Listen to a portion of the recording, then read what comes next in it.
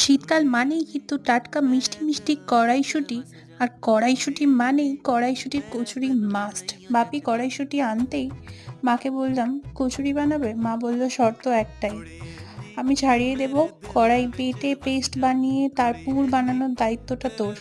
আমি বললাম ঠিক আছে, এইটুকু করাই যায়। করে দিলাম যথারীতি। একটু হিং আর কালো জিরে ফোড়ন দিয়ে সর্ষের তেলের মধ্যে, তারপরে নুন লঙ্কা মিষ্টি ভাজা মশলা আর একটু গরম মশলা দিলেই পুর রেডি। আর নামানোর আগে একটু ঘি দিলে তো একেবারে রেডি। পুরটার মধ্যে একটু ঘি দিলে স্বাদটা আরও 2-3 গুণ বেড়ে যায়। আগের দিনের একটু চিকেন ফ্রিজে ছিল, ওটাই আমি নিয়ে নিলাম গরম করে। আর নলেন গুড়ের রসমালাই, এটা আমারই বানানো।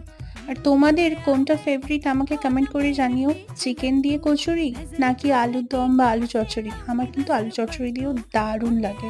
এই বছর শীতের মায়ের হাতের ফার্স্ট কচুরি, তাও আবার চিকেন দিয়ে, জাস্ট স্বর্গ।